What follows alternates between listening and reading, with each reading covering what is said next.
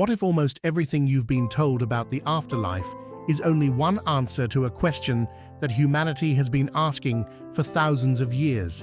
Every civilization believed death wasn't really the end, but they completely disagreed about what came next. So if they can't all be right, what exactly have humans been searching for all this time? Think about it. Every one of us will eventually face the same mystery, yet nobody can come back with undeniable proof. That uncertainty has inspired religions, philosophies, myths, and even modern science to offer their own answers. It's a bit like standing outside a locked house. Dozens of people describe what's inside. Each one is convinced they've seen it through a different window. So, what do all these ideas actually say? Let's start with the simplest possibility. Some people believe nothing happens after death. Consciousness ends, just as a flame disappears when a candle burns out. There's no reward, no punishment, no second chapter, only the end of experience. It may sound bleak, but many argue this belief makes every moment of life even more valuable, because it's the only one we get. But why have so many cultures rejected that idea? One of the oldest answers is the idea of an eternal soul. In Christianity, Islam, and many other traditions, your body dies, but your soul continues. Depending on your life, it may enter heaven, hell, or another spiritual destination. Imagine life as a final exam. Death is the moment your results are revealed forever. But not every tradition believes the story ends there. Hinduism and many schools of Buddhism describe something very different. Instead of one life followed by eternity, life becomes a giant cycle. When one life ends, another begins. It's shaped by karma, the idea that your actions leave lasting consequences. It's less like finishing a book, and more like starting the next level in a video game, while carrying over the choices you made before. But what exactly is trying to escape this cycle? In Hindu thought, the soul seeks liberation. It's called moksha. In Buddhism, the goal is nirvana, where suffering and endless rebirth finally stop. Although these traditions differ in important ways, both suggest that freedom comes not from living forever, but from letting go of the things that keep pulling us back. That's a surprising twist, because most people assume eternal life is automatically the prize. Ancient civilizations imagined the afterlife in their own unique ways. The Egyptians believed the heart would be weighed against a feather representing truth.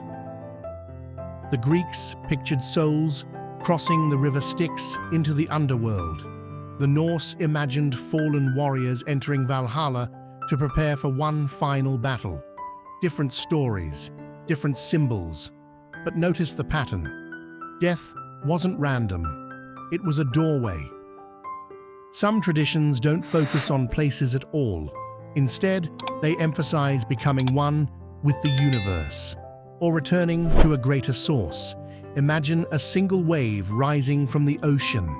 For a moment, it seems separate, but eventually it settles back into the water it always belonged to.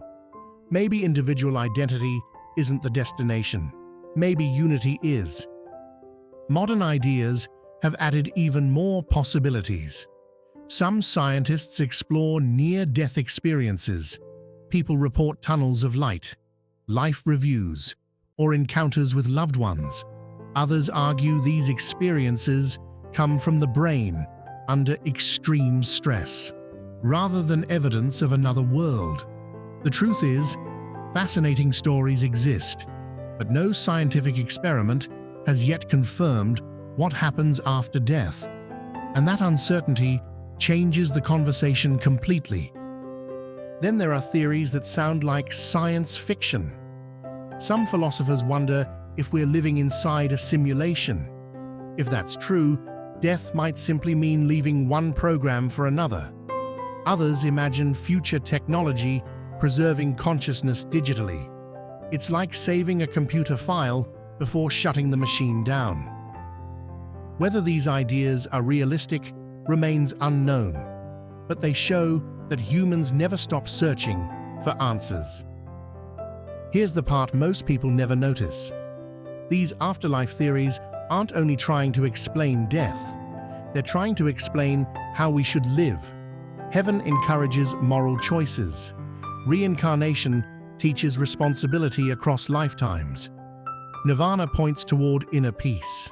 Even the belief that nothing follows death reminds us not to waste the time we have. Suddenly, the afterlife becomes less about tomorrow and more about today. That might be the biggest surprise of all.